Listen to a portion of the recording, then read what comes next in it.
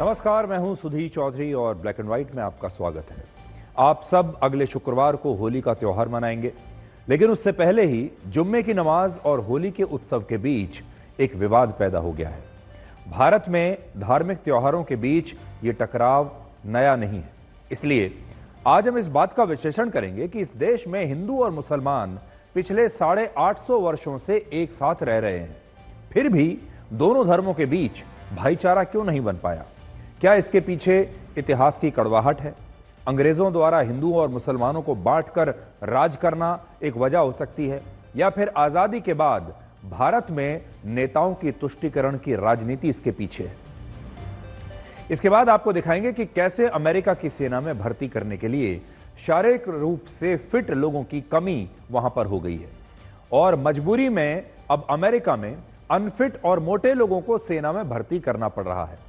और अगले कुछ वर्षों में भारत में भी ऐसी ही स्थिति आ सकती है जब यहां भी सेना में भर्ती करने के लिए फिट युवाओं का मिलना मुश्किल हो जाएगा। और आखिर में आपको ऐसे बच्चों के बारे में बताएंगे जिन्हें शादियों में चोरी करने के लिए खास तौर पर ट्रेनिंग दी जा रही है। और अब बड़ी संख्या में ये छोटे बच्चे और छोटे बच्चों के जो गैंग्स हैं, ये देश भर में शादियों में चोरियां कर रहे हैं, इसलिए आपको आज सावधान करेंगे। लेकिन आज का सबसे बड़ा मुद्दा है होली वर्सेस जुम्मे की नमाज। हमारे देश में इस मुद्दे पर लगातार राजनीति हो रही है कि पुलिस को होली के त्योहार के लिए जुम्मे की नमाज पर किसी तरह की कोई रोक नहीं लगानी चाहिए। यानी विवाद इस बात से शुरू हुआ कि अगले शुक्रवार को होली भी है और जुम्मे की नमाज भी है, और क्या ये दोनों एक साथ हो सकते हैं? यह विवाद असल में उत्तर प्रदेश के संबल से शुरू हुआ, जहां हिंदू और मुसलमानों की शांति समिति की बैठक में संबल पुलिस के सर्किल ऑफिसर अनुज चौधरी ने यह कह दिया कि जुम्मे की नमाज तो साल में 12 बार पढ़ी जाती है और होली का त्योहार साल में सिर्फ एक बार आता है, इसलिए जिन मुसलमानों को होली के रंगों से परेशानी है वो उस दिन अपने घरों से ना निकलें और अपने घरों पर रहकर ही जुम्मे की नमाज करें। अब उनके इसी बयान को लेकर विवाद हो गया है और विपक्ष के कई बड़े बड़े नेता इसे भारत की धार्मिक स्वतंत्रता और मुसलमानों के खिलाफ बता रहे हैं। सबसे पहले आज आप फिर से वो बयान सुनिए जिस बयान के बाद ये पूरा विवाद हुआ है। मेरा सीधा साफ ये है, होली का दिन है, जुम्मा साल में 52 बार आता है, होली साल में एक बार आती है। तो मुस्लिम समुदाय के लोगों को यदि किसी को लगता है भाई आपको होली के रंग से आपका धर्म भ्रष्ट हो जाएगा या जो भी है, तो वो उस दिन ना निकले, घर से ना निकले। और यदि निकले तो उसका इतना बड़ा दिल होना चाहिए, वो दिल होना चाहिए कि भाई सब एक जैसे हैं, रंग तो रंग है। जिस तरह पूरे साल इंतजार करता है मुस्लिम पक्ष ईद का, इसी तरह से होली का भी इंतजार हिंदू पक्ष करता है। होली रंग डाल के, मिठाई खिला के, बुरा न मानो होली, इस तरह से मनाई जाती है। और ईद में भी लोग सेवैयाँ बनाते हैं, गले मिलते हैं, एक दूसरे के यहाँ जाते हैं, आते हैं, तो सेम उसी तरह का त्यौहार है।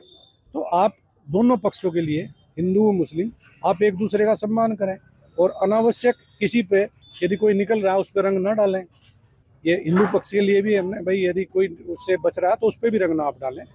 और यदि उस दिन होली का दिन है, सबसे बड़ी बात, वो जिसको लगता है कि रंग का वो बुरा मानेगा, तो उस दिन किसी भी हालत में अपने घर से ना निकले, अपने घर में रहे, एक दिन घर में रहे, तो उसमें शांति भी बनी रहेगी और एक मैसेज भी अच्छा रहेगा।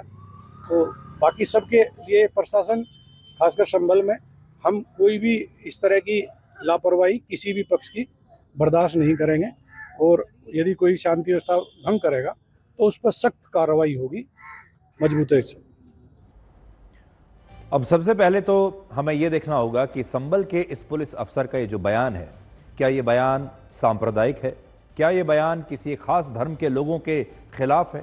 क्या इस बयान से जो माहौल है वो खराब होता है? जब हमारे देश के कुछ नेता इस बयान पर राजनीति करके इसे मुसलमानों के खिलाफ बताने में जुटे हुए हैं, तब कुछ मुस्लिम धर्म गुरुओं ने यह कहा है कि वो इस बयान में कुछ भी गलत नहीं मानते और वो होली के दिन जुम्मे की नमाज का समय बदलने के लिए तैयार हैं। देखिए कितनी अच्छी बात है। इसलिए आज इन मुस्लिम धर्म गुरुओं की तारीफ होनी चाहिए। अगर नेता बीच में ना कूदें तो दोनों धर्मों में ऐसे बहुत सारे लोग हैं जो इस विवाद को आपस में ही सुलझा सकते हैं। लखनऊ में ईदगाह मस्जिद के इमाम और इस्लामिक सेंटर ऑफ इंडिया के सदर ने यह ऐलान कर दिया है खुद ही कि 14 मार्च को जुम्मे की नमाज दोपहर 12:45 पर नहीं बल्कि 2 बजे पढ़ी जाएगी, जब होली का उत्सव जो है लगभग समाप्त हो चुका होता है। इसी संस्था ने देश की दूसरी मस्जिदों से भी अपील की है कि वो हिंदुओं के साथ अपने भाईचारे को कायम रखते हुए होली के दिन जुम्मे की नमाज के समय को आगे बढ़ा सकते हैं और ऐसा करने से नमाज का महत्व कम बिल्कुल नहीं होगा।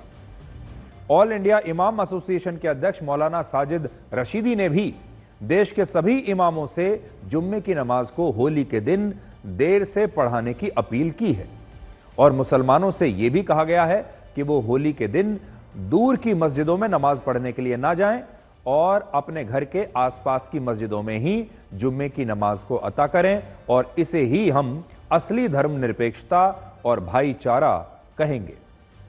भाईचारा वो नहीं होता जिसमें एक भाई रहे और दूसरा उसका चारा बन जाए। भाईचारे का मतलब होता है भाई के समान होने का भाव, और जिस भारत में 116 करोड़ हिंदू और 22 करोड़ मुसलमान रहते हैं वहां आपसी सौहार्द होना बहुत ही आवश्यक है। देश का सौहार्द बनाने के लिए, देश में भाईचारा और एकता बनाने के लिए मैं ऑल इंडिया इमाम एसोसिएशन की तरफ से एक अपील करना चाहता हूं पूरे हिंदुस्तान में, और खास तौर से उन जगहों पर जहां हिंदू भाइयों की कसरत ज्यादा है, कि जुमा की नमाज को अगर हम थोड़ा डिले कर लें तो उसमें ऐसा नहीं है कि हमारी नमाज नहीं होगी, नमाज में कोई फर्क पड़ेगा। तो हम जो नमाजें 1 बजे होती हैं उनको हम 2:30 बजे कर लें ताकि होली संपन्न हो जाए इत्मीनान के साथ में। कुछ फसादी जहन के लोग हो सकते हैं इधर भी और उधर भी नमाज को लेकर, होली को लेकर दंगा करना चाहते हों, उनसे बचने के लिए ये एक बेहतरीन रास्ता है कि होली संपन्न हो जाए फिर हम अपनी नमाज कर लें। और इसमें ऐसा भी नहीं है कि नमाज में कोई फर्क आएगा। तो तमाम इमामों से मैं ये अपील करना चाहता हूं कि नमाज को थोड़ा डिले कर लें ताकि भाईचारा बना रहे, मोहब्बत बनी रहे, क्योंकि अपना तो पैगाम मोहब्बत है जहां तक पहुंचे। 14 मार्च जो कि जुमे का दिन है, उसी दिन हमारे हिंदू भाइयों का त्योहार होली भी है। जुमे की नमाज और होली को मद्देनजर रखते हुए इस्लामिक सेंटर ऑफ इंडिया फिरंगी महल लखनऊ ने एक एडवाइजरी जारी करके तमाम मसाजिद की कमेटियों से ये अपील की है कि जिन मसाजिद में नमाज जुमा 12:30 से 1 के दरमियान है, वहां पर 1 घंटे का टाइम एक्सटेंड कर लिया जाए, जिससे कि नमाजियों को नमाज के लिए आने में किसी दिक्कत और परेशानी का सामना न करना पड़े और हमारे हिंदू भाइयों के त्योहार में भी कोई खलल वाक़ ना हो। होली के दिन जुमा है तो जुमे की नमाज वो इलाके, जिन इलाकों में मिलीजुली आबादी है, तो मिलीजुली आबादी वाले इलाकों में जो मस्जिदें हैं वहां का नमाज का टाइम 2:30 बजे कर लें, और वो इलाके जो मुस्लिम अक्सरियती हैं वहां पर इट्जिट रखें, वहां पर नमाज का वक्त तब्दील करने की जरूरत नहीं है। इसलिए जो माहौल है, हालात हैं, इसके पेश नजर बहुत जरूरी है कि एक दूसरे के त्योहारों का लोग सम्मान करें और एहतराम करें। अब ये देखिए, जितने भी मौलाना हैं और मुस्लिम धर्मगुरु हैं, ये कितनी अच्छी बात कर रहे हैं, और इससे ये पता चलता है कि असल में कोई दूसरी ताकतें हैं जो हिंदू और मुसलमानों को हमेशा लड़ाने की कोशिश करती है। क्या इन सारी चीज़ों को देखकर आपको कहीं से ऐसा लगता है कि भारत में हिंदू और मुसलमान पिछले 850 वर्षों से एक साथ रह रहे हैं, लेकिन फिर भी कोई है जो इस भाईचारे को होने नहीं दे रहा? पिछले 850 वर्षों में हिंदू और मुसलमानों को एक दूसरे के साथ रहने की अब तक आदत हो जानी चाहिए थी, लेकिन आज भी स्थिति यह है कि अगर दोनों धर्मों के त्योहार एक ही दिन पड़ जाएं तो इस पर अक्सर विवाद हो जाता है, और इसका एक बहुत बड़ा कारण है हमारे देश की राजनीति। पहले मुस्लिम आक्रमणकारी मुसलमानों को खुश करने के लिए हिंदू त्योहारों पर पाबंदियां लगाते थे। तो पहली बात तो यह है कि एक इतिहास की कड़वाहट है। इतिहास में बाहर से जो मुस्लिम आक्रमणकारी आए, उन्होंने हिंदुओं पर जो अत्याचार किए, वो कड़वाहट आज भी इस पीढ़ी के मन में भी है। तो इसे आप कह सकते हैं कि एक कारण तो ये हो सकता है कि एक इतिहास की कड़वाहट है मन में, खासतौर पर हिंदुओं के मन में। इसके बाद जब अंग्रेजों का शासन आया तो उन्होंने हिंदू और मुसलमानों को आपस में बांट कर राज किया। जैसे हम कहते हैं कि बांटो और राज करो की जो पॉलिसी थी उनकी, वो अपनाई, और उन्होंने धर्म के आधार पर ही इस देश के दो टुकड़े कर दिए, भारत और पाकिस्तान बना दिया। उसकी वजह से भी दोनों धर्मों के लोगों के बीच में कड़वाहट आई, क्योंकि उनके साथ खिलवाड़ हुआ। अंग्रेजों ने उनके भावनाओं के साथ खेला, एक दूसरे के खिलाफ भड़काया। और तीसरी बात यह है कि जब आजाद हुआ भारत, उसके बाद हमारे देश के नेताओं ने चुनाव जीतने के लिए, वोट बैंक बनाने के लिए, उसके बाद तुष्टीकरण की राजनीति शुरू कर दी।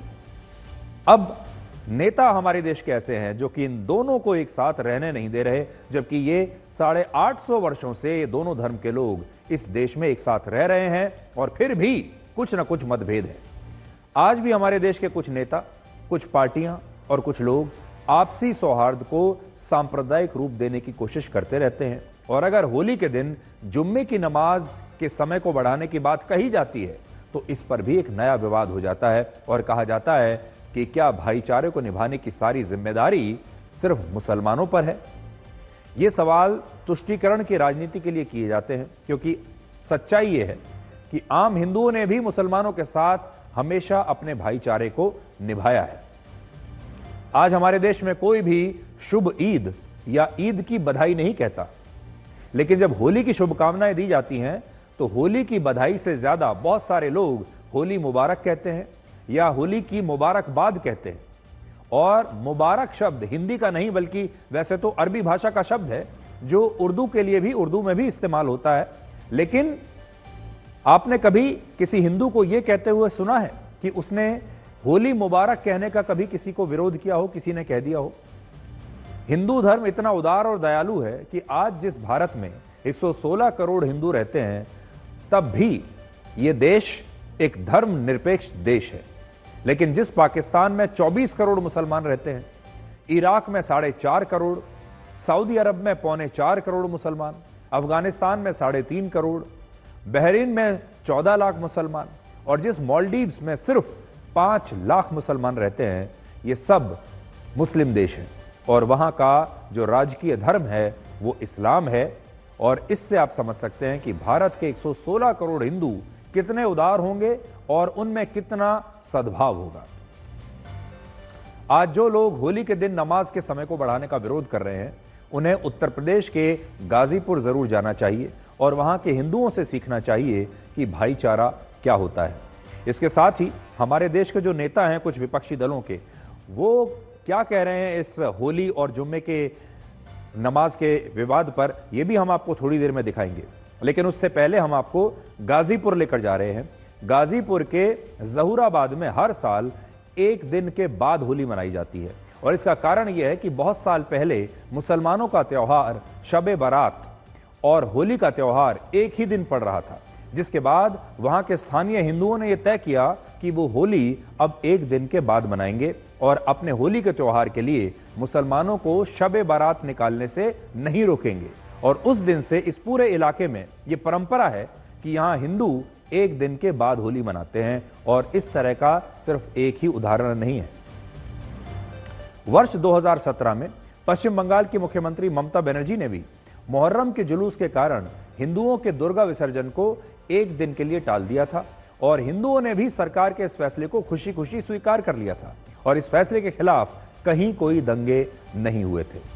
इसके अलावा जो लोग ये सोचते हैं कि हिंदू और मुसलमान एक साथ अपने त्योहार नहीं मना सकते, उन्हें सितंबर 2019 की ये तस्वीरें देखनी चाहिए, जब कर्नाटक के हुबली में एक ही टेंट के नीचे हिंदुओं ने गणेश चतुर्थी का त्यौहार मनाया और मुसलमानों ने मुहर्रम का त्यौहार मनाया था। मैं थोड़ा बड़ी स्क्रीन पर आपको दिखाता हूं, आप खुद देखिए।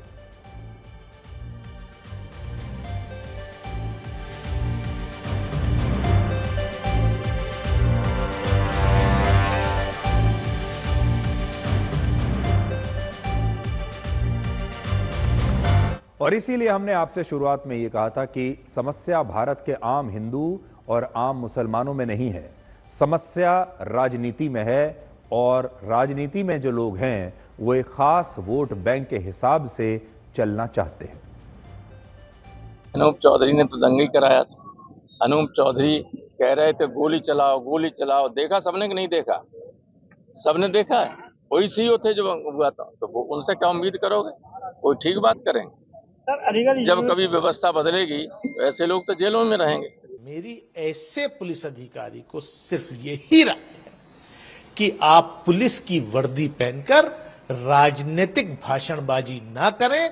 संविधान ने जो आपको अधिकार दिया है उसको ईमानदारी से निर्वाह करें, लॉ एंड ऑर्डर मेंटेन करने का काम करें। एक पुलिस अफसर होने के नाते शांति की अपील करनी चाहिए उनको। उन्हें ये तकाबुल करने की कंपैरेटिव स्टडीज की किसने जो है उनको सनद दी है? वो तो कोई इम्तिहान पास करके भी पुलिस में नहीं आए, शायद इसीलिए वो इस तरह से यूज हो रहे हैं या उनको किया जा रहा है कि उन्हें यही खबर नहीं कि भाई सबके सम्मान बराबर है, जुमे का भी और होली का भी। और जुमा और होली को एक बार देश में पहली बार भारतीय जनता पार्टी के दौर में पहली बार आ रहे हैं क्या? रमज़ान का महीना पवित्र महीना है। रमज़ान एक महीने तक चलता है और होली हिंदू धर्म का एक बड़ा पर्व है।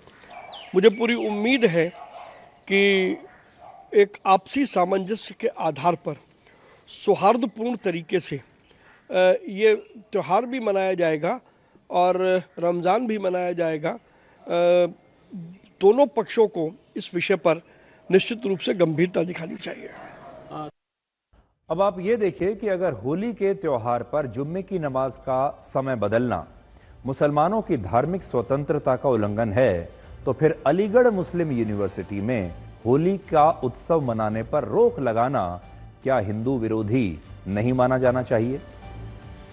अलीगढ़ मुस्लिम यूनिवर्सिटी में पढ़ने वाले हिंदू छात्रों की मांग है कि इस बार वो 9 मार्च को अलीगढ़ मुस्लिम यूनिवर्सिटी के कैंपस हॉल में होली मिलन कार्यक्रम का आयोजन करना चाहते हैं, लेकिन यूनिवर्सिटी के प्रशासन ने इसकी अनुमति देने से इनकार कर दिया है। उनका कहना है कि यूनिवर्सिटी में इस तरह की किसी भी नई परंपरा को शुरू नहीं किया जाएगा।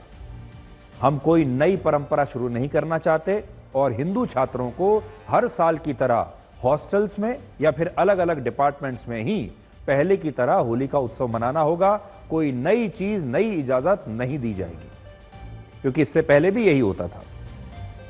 इस फैसले के खिलाफ हिंदू छात्रों में काफी आक्रोश है और उनका कहना है कि जब इसी यूनिवर्सिटी में मुहर्रम का जुलूस निकाला जा सकता है, ईद का जुलूस निकाला जा सकता है, जश्न ईद के मौके पर कई कार्यक्रम हो सकते हैं, शहीद करबला की याद में जुलूस निकाला जा सकता है, तो होली मिलन कार्यक्रम पर यह रोक क्यों लगाई गई है? 26 तारीख को एक होली से संबंधित विशेष आयोजन के लिए प्रार्थना पत्र हमको मिला था, जो वाइस चांसलर को एड्रेस किया गया था। उसको हमने भेज दिया था और उस संबंध में आपको बस हम इतना ही अवगत करा सकते हैं कि चूंकि वो एक विशेष आयोजन के लिए था और चूंकि यूनिवर्सिटी में कभी भी इस तरीके के आयोजन के लिए कोई परमिशन नहीं दी गई है, इसलिए यूनिवर्सिटी ने अपना स्टेटस को मेंटेन रखा है।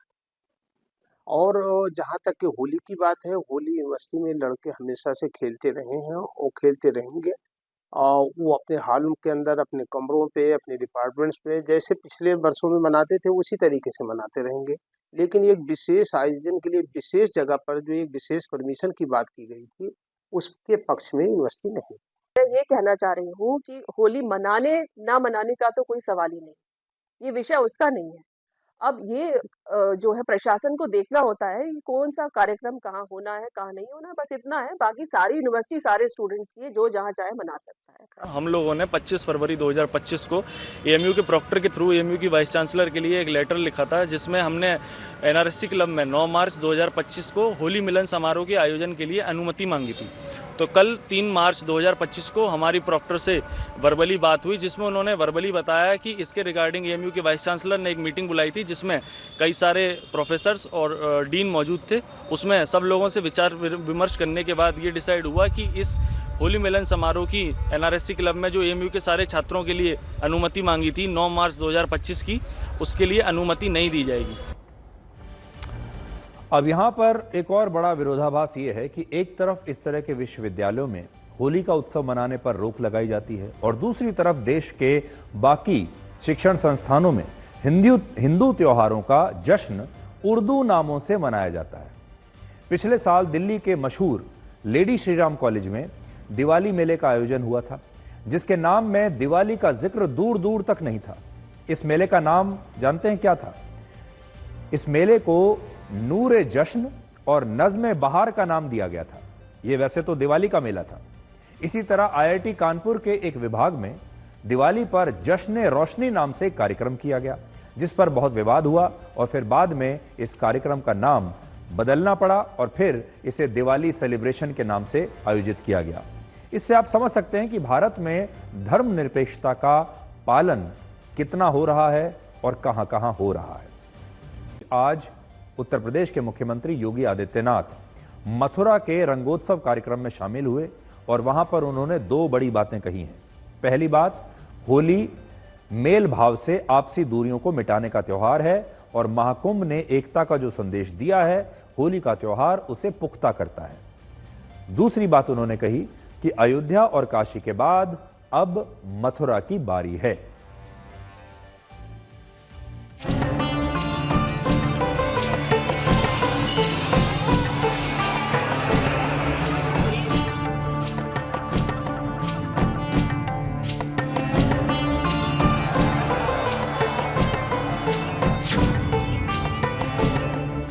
कोई किसी से शत्रुता नहीं।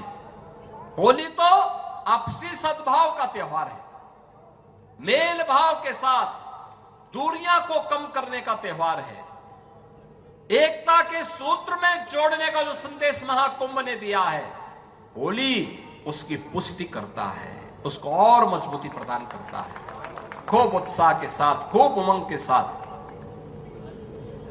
सनातन परंपरा के सद्भाव को, सौहार्द को एक एक भारतीय तक पहुंचाने की आवश्यकता है। इंतजार करिए, जैसे अयोध्या आज सुंदरतम नगरी बन गई है, हमारा प्रयागराज सचमुच तीर्थों का राजा बनकर के चमकता हुआ दिखाई दे रहा, देदीप्यमान सूर्य की रूप में पूरी दुनिया को दिखाई दे रहा है। महाकुंभ की सफलता उसका एक उदाहरण है। जैसे काशी की कायाकल्प हुई है, अब तो बारी इसी ब्रजभूमि की है। मथुरा, वृंदावन, बरसाना, गोकुल, नंदगांव, गोवर्धन, बलदेव, ये सभी पे विकास के लिए पैसे की कोई सीमा नहीं। मैंने पहले भी कहा, विकास की इन योजनाओं को आगे बढ़ाने के लिए मैंने कहा, होली के अवसर पर राधा रानी के श्री चरणों में इससे बड़ा निवेदन करने का अवसर दूसरा नहीं मिलने वाला है। मुख्यमंत्री योगी आदित्यनाथ का यह बयान बहुत कुछ कहता है, क्योंकि काशी की ज्ञानवापी मस्जिद की तरह मथुरा की शाही ईदगाह मस्जिद का मामला अब निचली अदालत में लंबित है अभी भी।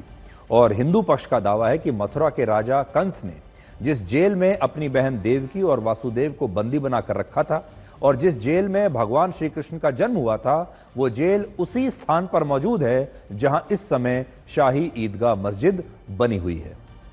औरंगजेब के शासनकाल के विवरण पर लिखी गई एक पुस्तक जिसका नाम है मासीरे आलमगिरी, उसमें इस बात का स्पष्ट रूप से उल्लेख किया गया है कि जनवरी 1670 में रमजान के महीने के दौरान औरंगजेब ने मथुरा के केशव राय मंदिर को तोड़ने के आदेश दिए थे, जिसे ओरछा के राजा बीर सिंह बुंदेला ने उस जमाने में 33 लाख रुपए में बनवाया था।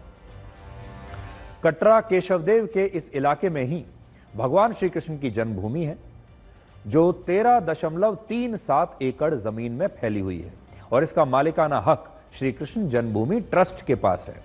लेकिन इसी जमीन के लगभग 2.5 एकड़ हिस्से में औरंगजेब के आदेश पर बनाई गई शाही ईदगाह भी मौजूद है, जिसे हटाने की लगातार मांग की जाती रही है।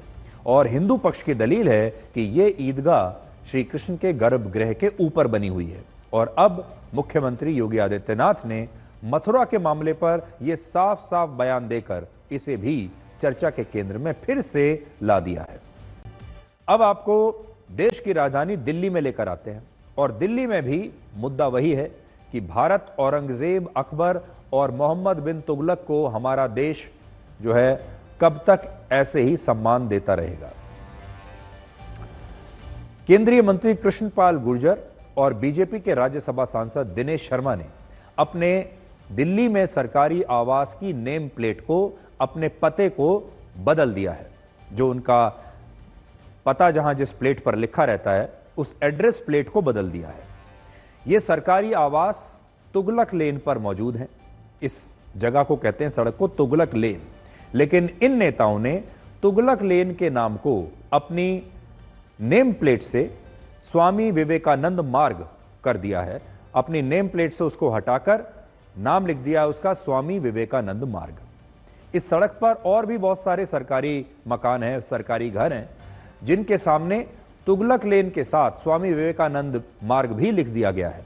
और यह भी तब हुआ है जब सरकार ने आधिकारिक रूप से इस सड़क के नाम को अभी बदला नहीं है, बल्कि बीजेपी के सांसदों और बाकी नेताओं ने यह नाम खुद ही बदल दिया और कहा कि जिस मोहम्मद बिन तुगलक ने भारत में कई मंदिरों को तोड़ा, अत्याचार किया, उस तुगलक के नाम पर लटियंस दिल्ली में एक सड़क का नाम कैसे हो सकता है। भारतीय जनता पार्टी के राज्यसभा के सांसद दिनेश शर्मा, जो कि उत्तर प्रदेश के उप मुख्यमंत्री भी रह चुके हैं, उन्होंने अपने सरकारी निवास जो कि तुगलक लेन पर है उसका पता ही बदल दिया और खुद से बाहर जो बोर्ड लगाया उसमें देखिए तुगलक लेन को नीचे ब्रैकेट में कर दिया है, उस रोड को स्वामी विवेकानंद मार्ग कर दिया है। ये बोर्ड उन्होंने अपने सरकारी निवास के बाहर जो लगा हुआ था उसको बदला है। आप देखिए दोनों तरफ जो बोर्ड है उन दोनों तरफ इस बोर्ड को बदल दिया गया है। इनके ठीक बगल में भारतीय जनता पार्टी के फरीदाबाद के सांसद हैं जो कि सहकारिता राज्य मंत्री हैं, कृष्णपाल गुर्जर, उन्होंने भी उसी तरीके से उसी पैटर्न पे आप देखिए अपना पता बदल दिया है और स्वामी विवेकानंद मार्ग और तुगलक लेन नीचे ब्रैकेट में उन्होंने तुगलक लेन शायद इसलिए लिख दिया ताकि सरकारी जो पता है, जो सरकारी दस्तावेजों में है, किसी तरीके की कोई कंफ्यूजन ना हो, इसलिए शायद उन्होंने नीचे ब्रैकेट में कर दिया। लेकिन मेन इस रोड का नाम स्वामी विवेकानंद मार्ग लिख दिया है। आसपास के जो मकान था उसमें लिखा हुआ था विवेकानंद मार्ग और नीचे लिखा था तुगलक लेन, दोनों साथ साथ लिखे थे। तो तुगलक लेन आज भी नाम पट्टिका पे लिखा है, बदला नहीं है।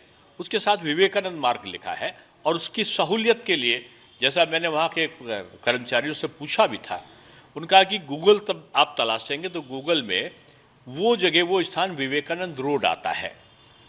और इसलिए भी कि भ्रम ना रहे लोगों को विवेकानंद रोड और तुगलक लेन का जो अंतर है, तो एक सामान्य सी प्रक्रिया, इसमें कोई कंट्रोवर्सी नहीं है। मैं जानता हूं कि सांसद को अधिकार नहीं है नाम बदलने का किसी भी रोड का, क्योंकि ये मैं 11 साल महापौर रहा हूं। ये नगर निकाय का और राज्य सरकार के अधिकार क्षेत्र का काम है। नहीं, अभी नहीं दिया है ऑफिशियल, और हम सब मिलकर बातचीत करेंगे जी और कि भी स्वामी विवेकानंद जी के नाम पर इस लैंड को कराया जाए। सर, आप एक विधायिका के अहम सदस्य हैं, कोई भी चीज होती है उसका नियम, कायदा, कानून है, भावनाओं पे तो देश नहीं चलता है। आपको नहीं लगता गैजेट नोटिफिकेशन वगैरह आने के बाद आपको ये काम करना? देखिए बिल्कुल, ये देश मोदी जी के शासन में कानून से चलने वाला देश है, नियम प्रक्रियाओं का पालन करने वाला देश है। तो अभी ऑफिशियल नहीं है, लेकिन हमारी आस्था है और हमने स्वामी विवेकानंद भी मार्ग लिखवाया है और जो सरकार की तरफ से वो भी लिखा हुआ है। बट आप चाहते हैं सर कि नाम ऑफिशियली बदला जाए? देखिए हमारी भावनाएं हैं जी कि ये नाम ऑफिशियल भी सरकारी स्तर पर भी बदला जाए। क्या आप जानते हैं हमारे देश में जब भी कोई विवादित या कोई कट्टरपंथी फरमान जारी किया जाता है, कोई आदेश ऐसा जारी किया जाता है जिससे ये बताने की कोशिश होती है कि ये जो आदेश है ये ज़बरदस्ती जारी किया जा रहा है, इसमें आम सहमति नहीं है, तो ऐसे आदेश को हम अक्सर तुगलकी फरमान कहते हैं। आपने ये शब्द बड़ा सुना होगा कि ये तो तुगलकी फरमान है। किसी भी नए कानून को कह दिया जाता है, किसी भी नए आदेश को कह दिया जाता है कि ये तो तुगलकी फरमान है। इसका कारण मोहम्मद बिन तुगलक ही है, जिसने वर्ष 1325 से 1351 तक अपने शासनकाल में कई तुगलकी फरमान जारी किए, यानी कई इसी प्रकार के फरमान जारी किए, आदेश जारी किए, जिससे कई हिंदू मंदिरों को नष्ट करके उन पर मस्जिदें बना दी गई थी। और इसके लिए मोहम्मद बिन तुगलक को मूर्ति भंजक भी कहा गया, जिसने दक्षिण भारत में सबसे ज्यादा मंदिरों को नुकसान पहुंचाया। और आज इसी मोहम्मद बिन तुगलक के नाम पर दिल्ली के वीआईपी इलाके में एक सड़क है जिसका नाम तुगलक लेन है। आज भी ये सड़क मौजूद है। और आप जानते हैं, मैंने आपको बताया कि ये दिल्ली का वीआईपी इलाका है। कौन सा इलाका है? ये वो इलाका है जहां भारत के बड़े बड़े केंद्रीय मंत्री रहते हैं, सांसद रहते हैं, बड़े बड़े वरिष्ठ नेता रहते हैं, सुप्रीम कोर्ट के जज रहते हैं। ऐसे सड़क पर, ऐसे इलाके में आज भी तुगलक लेन नाम से एक सड़क मौजूद है। तो आप देख सकते हैं कि आज भी इस प्रकार के लोगों का हमारे देश में कितना सम्मान किया जा रहा है कि उनके नाम पर ही सड़क का नाम रख दिया गया है और अभी भी इसे बदलने वाला कोई नहीं। आपने हमारे देश में ऐसे कई पुलिस वाले देखे होंगे जिनका पेट, जिनकी तोंद बाहर निकली होती है और वो काफी अनफिट होते हैं, बहुत मोटे होते हैं। सारे नहीं, लेकिन कुछ आपने जरूर देखे होंगे। लेकिन सोचिए, अगर सेना के जवानों में भी यही मोटापा दिखने लगेगा एक दिन, तो क्या होगा? अपने देश पर बाद में आएंगे। पहले आपको यह बताते हैं कि अमेरिका की सेना को दुनिया की सबसे ताकतवर सेना माना जाता है, लेकिन अब एक नई रिपोर्ट के मुताबिक आने वाले कुछ वर्षों में यह दुनिया की सबसे अनफिट और सबसे मोटे सैनिकों वाली सेना बन जाएगी। इसका कारण यह है कि अमेरिका को अपनी सेना में भर्ती करने के लिए अब फिट युवा नहीं मिल रहे और उसे मजबूरी में ऐसे लोगों को अपनी सेना में भर्ती करना पड़ रहा है जो अनफिट हैं, जिनका वजन बहुत बड़ा हुआ है, जो मोटापे के शिकार है। यह रिपोर्ट अमेरिका के रक्षा विभाग ने ही जारी की है, जिसमें लिखा है कि उसकी सेना में भर्ती होने वाले ज्यादातर युवाओं का बॉडी फैट परसेंटेज तय मानकों से और स्तर से काफी ज्यादा है।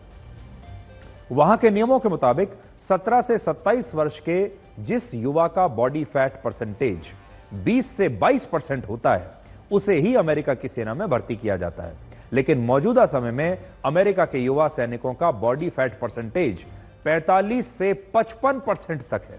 अगर किसी व्यक्ति का बॉडी फैट परसेंटेज 40 या उससे ज्यादा होता है तो उसे ओवरवेट या मोटा कहा जाता है और ऐसा व्यक्ति गंभीर रूप से मोटापे का शिकार माना जाता है। उसे डायबिटीज, हार्ट स्ट्रोक या दिल की बीमारी भी हो सकती है, इनका खतरा ज्यादा होता है। अब आप सोचिए, अगर कोई ऐसा व्यक्ति है जो खुद इतना बीमार है और उसे सेना में भर्ती कर लिया जाए तो वो क्या करेगा? दुनिया के जिन 5 देशों की सेनाएं सबसे अनफिट मानी जाती हैं और जो मोटापे की सबसे ज्यादा शिकार है, उनमें पहले स्थान पर अमेरिका ही है, दूसरे नंबर पर ब्रिटेन, तीसरे पर मेक्सिको, चौथे पर सऊदी अरब और 5वें स्थान पर ऑस्ट्रेलिया की सेना है। अब तक भारत की सेना इस मोटापे से बची हुई है, लेकिन हमारे देश में भी जिस प्रकार से मोटापे की समस्या बढ़ रही है, उसे देखकर ऐसा लगता है कि भविष्य में भारत को भी ऐसे युवाओं को सेना में भर्ती करना पड़ेगा जो असल में अनफिट हैं और मोटे हैं। एक अनुमान के मुताबिक अगले 25 वर्षों में भारत की आबादी 167 करोड़ हो जाएगी, जिनमें से 55 करोड़ लोग मोटापे का शिकार होंगे और जिन्हें हार्ट अटैक का खतरा सबसे ज्यादा होगा। यह भारत की स्थिति है अगले 25 वर्षों में। वर्ष 1990 में भारत की सिर्फ 12% महिलाएं और सिर्फ 8% पुरुष मोटापे का शिकार थे। इनमें भी 15 से 24 वर्ष के युवाओं की संख्या सिर्फ 73 लाख थी, यानी युवा उस जमाने में बड़े फिट थे। लेकिन वर्ष 2021 आते आते इस आयु वर्ग के 2 करोड़ 98 लाख युवा मोटापे का शिकार हो गए और आज 2025 में भारत के 10 करोड़ से ज्यादा लोग ओवरवेट हैं और मोटापे ने उन्हें चारों तरफ से घेर लिया है।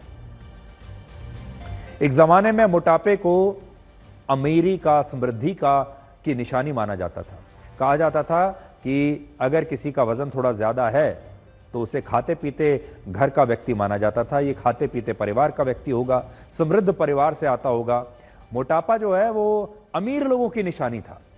हिंदी फिल्मों में भी यही दिखाया जाता था कि गरीब इंसान पतला दुबला हुआ करता था और जो सेठ जी हुआ करते थे, जमींदार हुआ करते थे, पैसे वाले घरों के लोग हुआ करते थे, वो बड़े मोटे ताजे हुआ करते थे। लेकिन अब परिस्थितियां बदल चुकी हैं। एक जमाने में जब गरीब लोगों को बहुत पतला दुबला दिखाया जाता था, अमीर लोगों को मोटा दिखाया जाता था, अब उल्टा हो गया है। अब जो देश के गरीब लोग हैं उनका वजन ज्यादा बढ़ रहा है और जो लोग अमीर हैं, आर्थिक रूप से समृद्ध हैं, वो फिट होते जा रहे हैं और अब ऐसे लोग आपको मोटे नहीं मिलेंगे। और उसका सबसे बड़ा कारण है हमारे देश का बदलता हुआ खान पान। तो जो पैसे वाले लोग हैं वो तो अपनी सेहत का पूरा ध्यान रख रहे हैं, खाने पीने का ध्यान रख रहे हैं, जिम जा रहे हैं, लेकिन जो गरीब व्यक्ति है आज उसे ऐसा खाना खाने पर मजबूर होना पड़ रहा है जो उसका वजन बढ़ाएगा। आज हमारे देश में फ्रेश खाना, ताजा खाना महंगा है और पैकेट वाला प्रोसेस्ड फूड सस्ता है। इसको आप आज ध्यान से समझिएगा। अगर आप ताजा खाना खाएंगे जो आपके घर में अभी अभी ताजा बना है या कहीं भी ताजा बना है, अभी पककर आया है, ये महंगा होगा। और अगर आप पुराना बासी या पैकेज्ड फूड खाएंगे जो पैकेट में बंद है, वो सस्ता होगा। जैसे शाकाहारी थाली 120 रुपए की है, जबकि बर्गर जो फास्ट फूड है वो 50 रुपए का है। पिज्जा उससे भी सस्ता, शायद 70 रुपए के आसपास का है। इसी तरह आज अगर कोई व्यक्ति बाजार से ताजे आलू खरीदकर उसकी सब्जी बनाकर खाता है तो उस सब्जी को बनाने का खर्च 25 से 30 रुपए होगा, जबकि इसी आलू के चिप्स का एक पैकेट आपको 10 रुपए में मिल जाएगा और उससे भी आपका उतना ही पेट भर जाएगा। और यही कारण है कि आज हमारे देश में लोग ताजा पके हुए खाने से दूर हो रहे हैं और पैकेट वाला प्रोसेस्ड फूड ज्यादा खा रहे हैं। पिछले 10 वर्षों में भारत में जंक फूड की बिक्री 3 गुना बढ़ गई है और वर्ष 2022 में भारत के लोगों ने 2.5 लाख करोड़ रुपए का जंक फूड खाया था। इस मोटापे और उससे होने वाली बीमारियों का असर भविष्य में देश की वर्कफोर्स पर भी पड़ेगा और इस पर मैं आऊंगा। उससे पहले मैं आपको यह दिखाना चाहता हूं कि जब हमारे देश का जो गरीब आदमी है, जो मजदूरी कर रहा है, जो परिश्रम कर रहा है, जब वो सड़कों पर काम करता है, उसे भूख लगती है तो वो किसी दुकान पर जाता है। उस दुकान पर वो क्या खाएगा? या तो कोई पैकेट वाला चिप्स खाएगा, पैकेट वाली कोई नमकीन खा लेगा जो कि उसे बहुत सस्ती मिलती है, या फिर किसी दुकान पर जाएगा, वहां पर एक ब्रेड पकौड़ा खा लेगा या कोई इस प्रकार की कोई चीज खा लेगा जो कि उसकी सेहत को खराब करेगी। और इसीलिए गरीब आदमी जो है वो उसका वजन बढ़ता जा रहा है क्योंकि वो इस प्रकार की चीजें खा रहा है, क्योंकि उसके घर में भी और बाहर भी जितना आप ताजा सब्जियों को, ताजा खाने को लाकर पकाएंगे उसकी कीमत उतनी ही बढ़ जाएगी। विदेशों में भी अगर आप बाजार से सामान खरीदकर अपने घर पर लाते हैं और उसे पकाते हैं तो वो महंगा पड़ता है, और अगर आप वही चीज पैकेज्ड फूड में लेकर आते हैं तो आपको सस्ती पड़ेगी। अगर आप सब्जियां लेकर आते हैं, ताजी सब्जियां लाएंगे, अपनी रसोई में बनाएंगे तो वो महंगी पड़ेगी, लेकिन अगर आप बनी बनाई पैक की हुई सब्जी कहीं से ले लेते हैं वो आपको सस्ती पड़ेगी। और यही कारण है कि जो लोग अब ताजा खाना अफोर्ड नहीं कर सकते वो मोटे होते जा रहे हैं, और जो लोग अब सिर्फ घर में बना हुआ ताजा फ्रेश खाना खाते हैं वो फिट होते जा रहे हैं। इस मोटापे से, और जो मैंने आपको बताया, अब इसका जो असर है वो देश की वर्कफोर्स पर पड़ेगा और हमें हमारी सेना में भर्ती करने के लिए अगले कुछ वर्षों में फिट युवा नहीं मिलेंगे। और यहां बात सिर्फ सेना की नहीं है, हो सकता है कि भविष्य में भारत को फिट खिलाड़ी ना मिले। यह भी संभव है कि भविष्य में अखबारों में आने वाले शादी के विज्ञापन भी पूरी तरह से बदल जाएं। अब तक शादी के विज्ञापन में वर और वधू की उम्र बताई जाती है, कद बताया जाता है, नौकरी पेशा वगैरह, कितना पैसा कमाते हैं, रंग कैसा है ये बताया जाता है, परिवार कैसा है ये बताया जाता है। अभी तक अगर शरीर के हिसाब से आप देखें तो कद काठी बताया जाता था और रंग बताया जाता था, उससे काम चल जाता था। लेकिन हो सकता है आने वाले समय में शादी के विज्ञापनों में लड़का या लड़की का वजन भी पूछा जाएगा, बॉडी फैट परसेंटेज क्या है ये भी पूछा जाएगा, ये भी पूछा जा सकता है कि वो फिट है भी या नहीं, उसका कोलेस्ट्रॉल लेवल कितना है, उसे कोई हाई ब्लड प्रेशर या डायबिटीज जैसी बीमारी तो नहीं है, और हो सकता है उससे पहले पूरा मेडिकल चेकअप करके उसकी रिपोर्ट मांग ली जाए। इसलिए ये मोटापा एक फैट बॉम्ब की तरह है जो हमारे देश के लोगों में इस समय टिक टिक कर रहा है, और अगर ये ब्लास्ट हो गया, फट गया, तो भारत की आर्थिक चुनौतियां भी बहुत बढ़ जाएंगी, क्योंकि भारत में काम करने के लायक लोग जो हैं वो आपको मिलेंगे नहीं। हमारी जो युवा पीढ़ी है, स्कूल से ही ये सिलसिला शुरू हो जाएगा। ओवरवेट बच्चे स्कूल में आपको दिखाई देंगे, उसके बाद कॉलेज में दिखाई देंगे, उसके बाद जब ये लोग नौकरियां करने के लिए आएंगे तो ये अपनी पूरी क्षमता से काम नहीं कर पाएंगे। और जो भारत जैसा देश है वो काम करने के मामले में अपनी क्षमता से बहुत शायद आधे स्तर पर काम करेगा और फिर ये देश के विकास में एक बहुत बड़ी बाधा बन जाएंगे। अब हम आपको ये बताएंगे कि भारत के नाबालिग बच्चे हत्या, लूट, चोरी और डकैती की घटनाओं को आजकल अंजाम क्यों दे रहे हैं और क्या अब समय आ गया है कि जब सरकार को ऐसे कानूनों में बदलाव करने होंगे। दिल्ली पुलिस ने शादियों में चोरी करने वाले एक गिरोह को पकड़ा है जिसमें नाबालिग बच्चे शामिल हैं। ये एक ऐसे गैंग के सदस्य हैं जिस गैंग का नाम है बैंड बाजा बारात गैंग और इसके ज्यादातर मेंबर्स मध्य प्रदेश के राजगढ़ के रहने वाले हैं। दिल्ली और एनसीआर में हर साल 1.5 से 2 लाख शादियां होती हैं और ये गैंग इन शादियों में चोरी करवाता था और ये चोरियां 9 से 14 साल के छोटे छोटे नाबालिग बच्चों द्वारा करवाई जाती थी। पुलिस का कहना है कि ये गैंग इन नाबालिग बच्चों से इसलिए चोरी करवाता था क्योंकि छोटे बच्चों पर किसी का शक नहीं होता और लोग भी सोचते थे कि ये बच्चे आखिर चोरी कैसे कर सकते हैं। लेकिन इसी बात को इन अपराधियों ने अपना ढाल बना लिया, इसका फायदा उठाया और इन नाबालिग बच्चों को शादियों में चोरी करने के लिए बाकायदा ट्रेनिंग दी गई। आज हमारे पास एक सीसीटीवी फुटेज है जिसमें इस गैंग का एक नाबालिग बच्चा चोरी करते हुए दिखाई दे रहा है। आप ध्यान से देखिएगा कि बच्चे छोटे छोटे, शादी हो रही है कहीं पर और ये बच्चे घूम रहे हैं, किसी का शक इन पर नहीं जाता और ये चुपचाप वहां से चोरी करके आगे बढ़ जाते हैं। सबसे बड़ी बात यह है कि यह गैंग एक प्राइवेट लिमिटेड कंपनी की तरह पहले बच्चों को हायर करता था और इस गैंग के लोग बच्चों के मां बाप से 1 साल का कॉन्ट्रैक्ट करते थे और कॉन्ट्रैक्ट पूरा होने पर बच्चों के परिवार को 10 से 12 लाख रुपए देते थे। यानी परिवारों से उनके बच्चों को ले लेते थे 1 साल के लिए 10 से 12 लाख रुपए में, फिर उन्हें ट्रेनिंग देते थे बच्चों को कि चोरी कैसे करनी है। माता पिता से कॉन्ट्रैक्ट होने के बाद इन बच्चों को 1 महीने तक चोरी करने की ट्रेनिंग दी जाती थी। बच्चों को शादियों में लोगों से घुलने मिलने, लोगों से बातचीत करने और चोरी के नए नए तरीके सिखाए जाते थे और इन बच्चों को यह भी सिखाया जाता था कि चोरी करते हुए पकड़े जाने पर क्या बोलकर बचना है और कैसे अपनी गलत पहचान बतानी है ताकि लोग बाद में आगे चलकर ये कह दें कि भाई छोटा बच्चा है, इसे माफ कर दीजिए।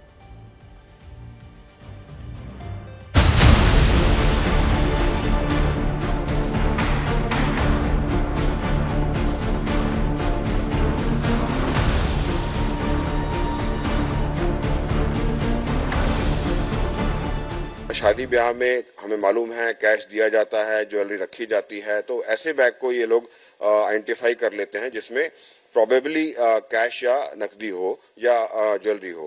तो उसके बाद ये बच्चे से को इशारा करते हैं और बच्चे पर किसी को शक भी नहीं जाता, तो बच्चे के द्वारा उस बैग को उठाकर ये लोग बाहर निकलते हैं और फिर गायब हो जाते हैं।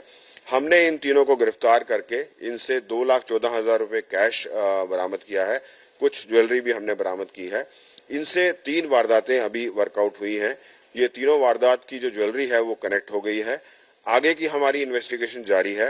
इनका सरगना कल्लू छायल नाम का व्यक्ति है और इसके साथ हमने एक कुलजीत और एक अज्जू को गिरफ्तार किया है और साथ में एक 15 साल का जुवेनाइल हमने एप्रीहेंड किया है। तो ये कहते हुए अच्छा तो नहीं लग रहा, लेकिन अब आप किसी शादी ब्याह में जाएं, किसी शादी के समारोह में जाएं तो छोटे बच्चों से सावधान रहिएगा।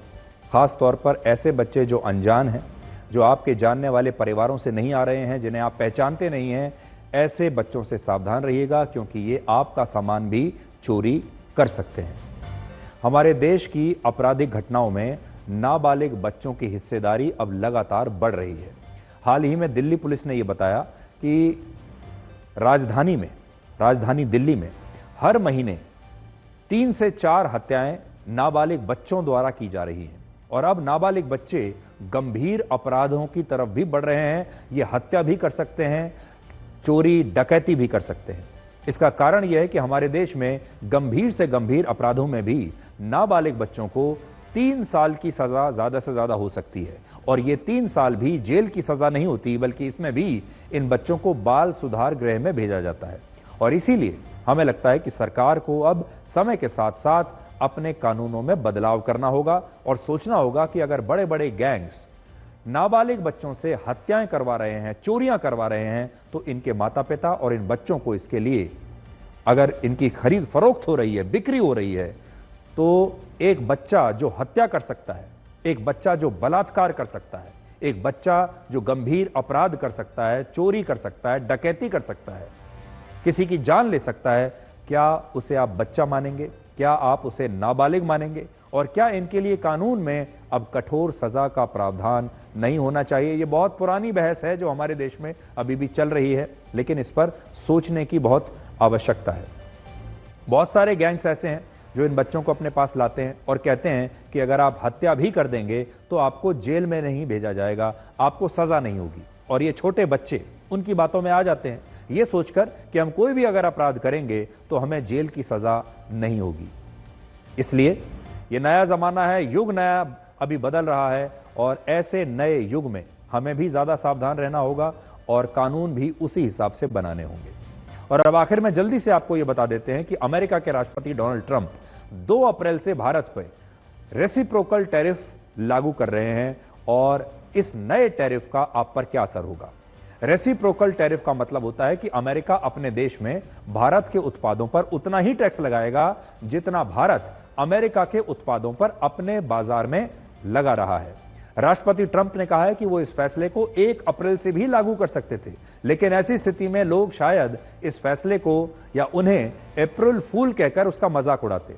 यही कारण है कि उन्होंने अब 2 अप्रैल की तारीख को चुना है ताकि लोग इसे अप्रैल फूल कहकर मजाक ना उड़ाएं।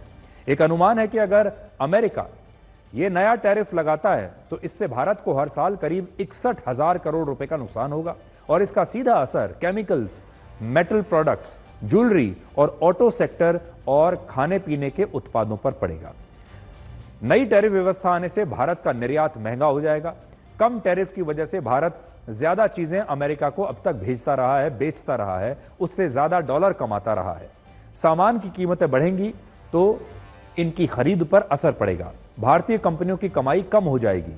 भारत अगर अमेरिका पर टैरिफ कम करता है तो अमेरिका से हमारा आयात बढ़ जाएगा, जिससे अमेरिका की जो चीजें हैं वो भारत के बाजारों में सस्ती हो जाएंगी, और जो यहां की लोकल कंपनियां हैं फिर उन्हें नुकसान होगा, क्योंकि विकल्प लोगों के लिए बढ़ जाएंगे।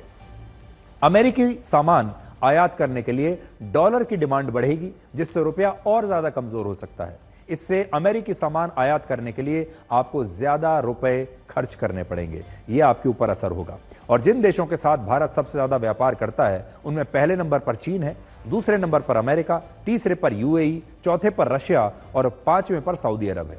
वर्ष 2024 में भारत ने सबसे ज्यादा व्यापार चीन से किया था, लेकिन इसके पहले 6 महीने में भारत और अमेरिका के बीच व्यापार चीन से भी ज्यादा था। पिछले कुछ वर्षों में भारत का अमेरिका को निर्यात बहुत बढ़ गया है, लेकिन आयात कम हुआ है, और अमेरिका इसी बात से परेशान है कि भारत अपना सामान हमारे बाजार में बेच रहा है, लेकिन हमारे सामान को भारत के बाजारों में नहीं बिकने दे रहा। वर्ष 2023 और 24 में भारत का अमेरिका को निर्यात 6,40,000 करोड़ रुपए का था, जबकि अमेरिका से हमारे देश में आने वाला सामान 3,62,000 रुपए का ही था। इसी तरह उससे पिछले साल भारत ने 6,30,000 करोड़ रुपए का निर्यात किया, जबकि अमेरिका से आयात 4 लाख करोड़ रुपए का हुआ था। रेसिप्रोकल टैरिफ की धमकी के पीछे अमेरिकी वस्तुओं पर लगने वाला भारतीय टैरिफ है।